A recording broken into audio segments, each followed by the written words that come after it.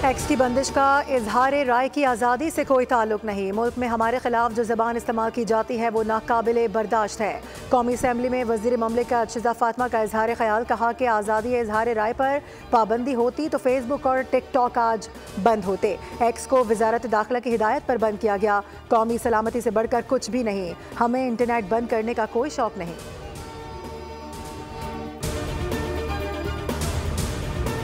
मुज़ाकराती अमल शुरू कराने के लिए किरदार अदा करने को तैयार हों। स्पीकर सरदार अयाज सादिक का वीडियो पैगाम। असम्बली इजलास में हुकूमत और अपोजिशन के अरकान ने मुज़ाकरात के हवाले से अच्छी शुरुआत की।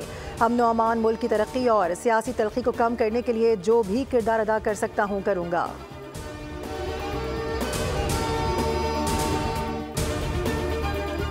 अपोजिशन लीडर उमर अयूब खान ने कौमी असम्बली में वज़रा की अदम मौजूदगी पर सवालात उठा दिए। कहा कि एक वज़ीर ममलिकत और एक वफाकी वज़ीर मौजूद है, बाकी सब कहाँ हैं।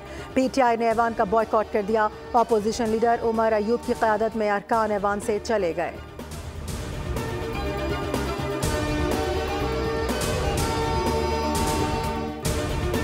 वज़ीर आज़म अपने 3 रोज़ा सरकारी दौरे पर इस्लामाबाद से मिस्र रवाना। छोटे और दरमियानी दर्जे के कारोबार में सरमायाकारी के मौजू पर मुनक्किदा D8 कॉन्फ्रेंस में शिरकत करेंगे।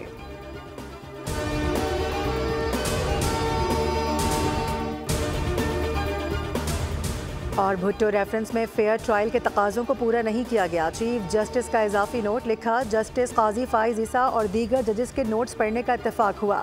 जस्टिस मंसूर अली शाह के नोट से एक हद तक इत्तेफाक करता हूँ। रेफरेंस में दी गई राय में केस के मैरिट्स पर किसी हद तक बात की गई।